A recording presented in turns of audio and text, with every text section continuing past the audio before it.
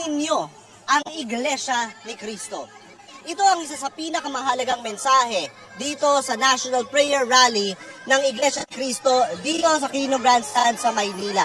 Higit 1.5 million ang mga miyembro ng Iglesia ni Cristo ang nagtipon-tipon dito sa Quirino Grandstand at daan-daang libo pa ang nagtipon-tipon din sa 12 pang lokasyon dito sa Pilipinas. Layunin nitong Prayer Rally for Peace ng INC, natutulan ang impeachment na isinusulong laban kay Vice President Sara Duterte ng mga kaalyado ni Pangulong Ferdinand Marcos Jr. Sabi ng mga INC leaders, wala raw kasi itong maidudulot na maganda para sa bansa. Giit din nila, hindi raw ito pakikialam sa politika. Ang ating mapayapang pag-tiis ito ay wala akong umahin na ang mga politika.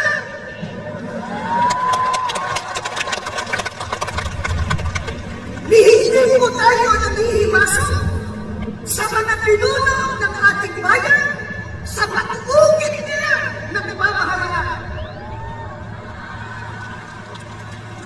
Hindi mo natin nais makialam sa pagpapatakbo na nagpamahalaan ng ating bansa.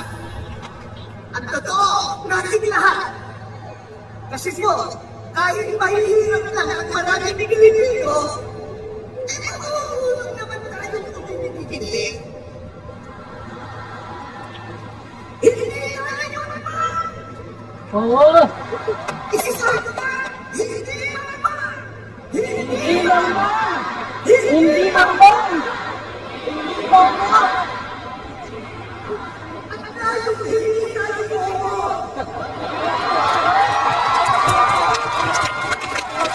Katatapos lang nitong Prayer Rally for Peace ng Iglesia ni Cristo, magtanong-tanong tayo sa ilang mga miyembro kung ano yung pinakatumatak sa kanila sa programa. So, sir, taga saan po sila? Pinangunan Rizal po. Rizal, ano po ang pinakamahalaga pong na tumatak sa inyo sa programa? Pakikipag-kaisa po sa aming pamamahala. Yan po. Yan lang po. Ano pong pinakalaman yung sinabi ng mga speaker kanina? Hindi po namin natapos, sir. Pasensya na po. Hindi po namin natapos. Sige po, salamat po. Salamat. Kayo ma'am, taga saan po kayo? Taga saan? Binangonan po. Nangonan, ano po yung pinakatumatak sa inyo sa programa? Kapayapaan po para sa bayan. Salamat po. Pagkakaisa. Ma'am, sabi po nila hakot daw kayo. Totoo ba yon? Hakot daw ang mga nandito. Hindi po. Bakit po? Paano nyo po masasabing hindi hakot? Tunay po kami pumunta dito. Wala pong hakot dito. Lahat po kami ay totoo. Bukal sa loob ninyo. Opo. Wala pong pilitan. Salamat po. Dito naman. Sir, taga saan po kayo? Araneta po. Araneta. Taga Araneta kayo? Ano pong pinakatumatak sa inyo sa programa? Pagkakaisa po. Salamat po. Ay sir, sabi nila hakot daw yung marami dito. Totoo ba yon? Hinakot daw kayo? Ay, hindi po. Kusang loob po kami sumama. Gaano po kahalaga sa INC yung pagsunod sa mga leader? Ay, ang pagsunod po sa mga leader ay isang lubos na pagkakaisa sa aral ng ating Panginoon. Salamat ng marami po. Ingat po. Bukal sa loob at lubos na pagkakaisa sa aral ng Panginoon. Ito rin ang isa sa mga iginiit ng mga miyembro ng INC dito. Hindi daw sila hakot at lahat sila ay nandito ng kusang loob. Nakikiisa, iba nag-file pa ng leave mula sa trabaho para manawagan ng kapayapaan. Kung ano ang isip o ano ang nagtulong sa mga leader nila para magsagawa ng ganitong pagtitipon. Ibang kwento pa yan. Makakausap natin ang kanilang mga leader sa mga susunod na pagkakataon. Pero hanggang dito na lang muna tayo. Kung meron kayong mga suggestion, kung meron kayong mga naisip, mga insight, reflection tungkol sa pagtitipon na ito, bisitahin nyo kami. Magkita-kita tayo sa Faith Chatroom ng Rappler Communities app. Ito, yung mga miyembro ng Iglesia ni Cristo. Buhay na buhay. Taga saan po kayo?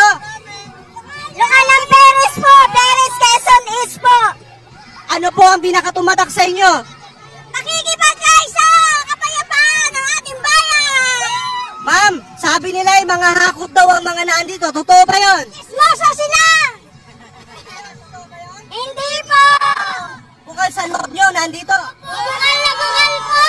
Bukal na bukal po! Bakit po bukal sa loob ninyo, nandito kayo? Pusang loob lahat dyan!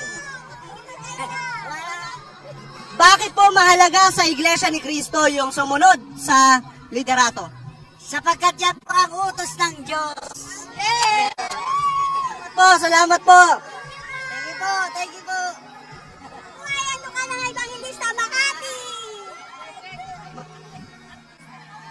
So ayun, magpapaalam na tayo dapat kanina, pero may mga kumaway sa likod natin. Isang pagpapakita na talagang buhay na buhay din ang mood dito sa Quirino Grandstand. Baka naiisip natin napipilitan sila. Siguro, pag nakita natin yung mga tao na nandito, malalaman din natin na bukal sa loob nila na pumunta, bahagi na kanilang paniniwala, ng kanilang religious belief, na sumunod sa kanilang mga leader at pumunta sa prayer rally na ito. Hindi sila mga robot, mga tao sila, mga tao na may paniniwala, may paninindigan. Hanggang sa muli, ako po si Paterno Esmer.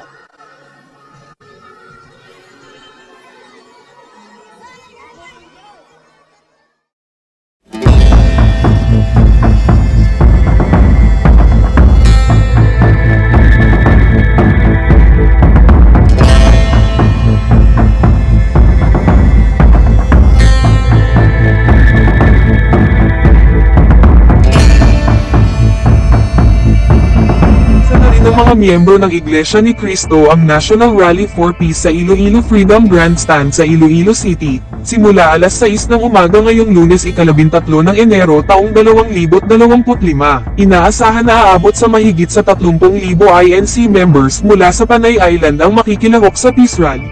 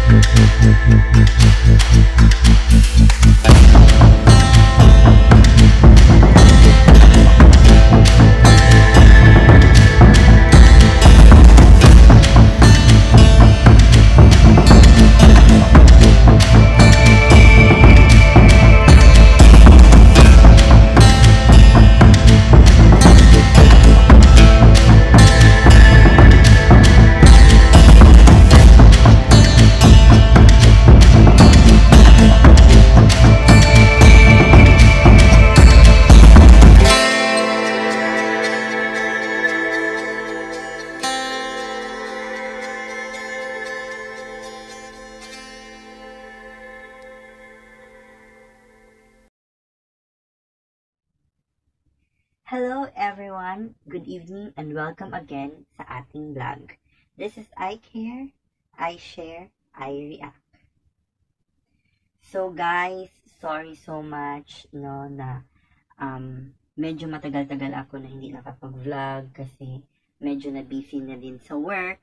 But now I am back with a stronger topic, with a stronger soul that we can make it and we can achieve it. So anyway, ang pag-uusapan natin ngayon guys is all about sa INC rally. So of course, we have things to clarify and we have 3 questions to be answered to really understand na ano ba yung pinaka core purpose ng rally na yon. So first, ang una nating question is,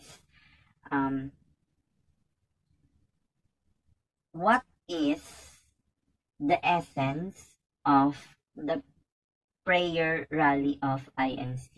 So of course, sinabi na nga ng kanilang groups, of course sa kanilang spokesperson na nakikisa sila sa panawagan ni Pangulong Bongbong Marcos na magkaisa tayong mga Pilipino, and a no to impeachment VP Sara, because it does not change every single life of a Filipino man or women. So doon talaga, yun yung pinaka-purpose nila, na siguro ipanawagan na let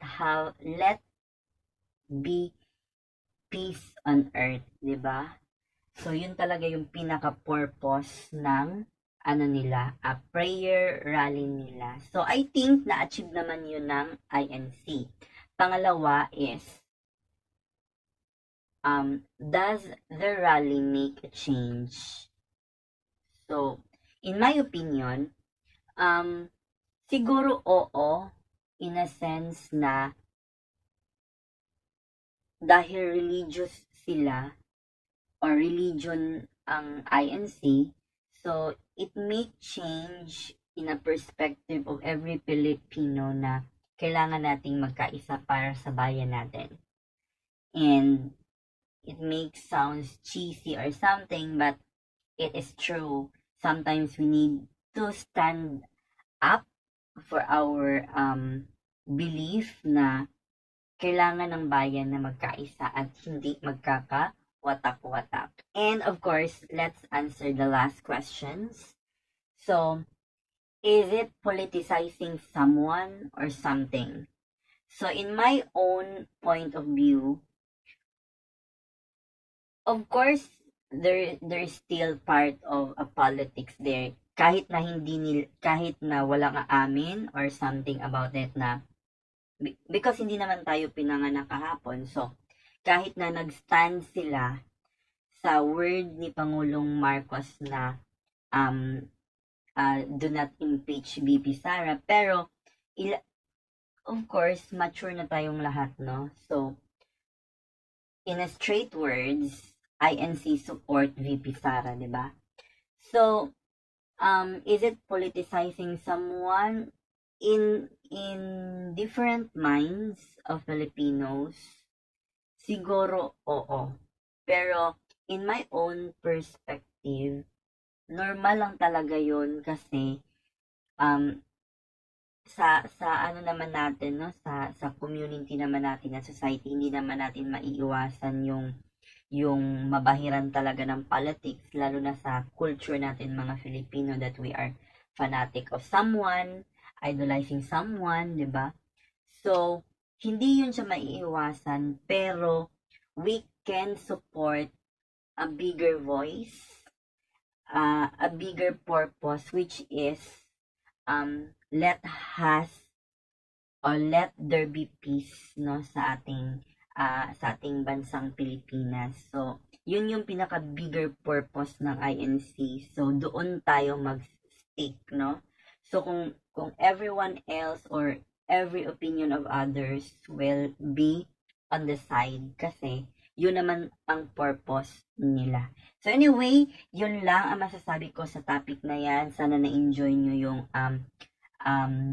yung pinag-uusapan natin ngayon, at sana mas naliwanagan kayo sa aking mga explanation kung bakit kailangan nating magkaisa at kailangan nating suportahan ang INC sa ginawa nilang prayer rally. So anyway, yun lang ang masasabi ko. Again, this is I Care, I Share, I React. So don't forget to like, share, and subscribe to my YouTube channel. Thank you!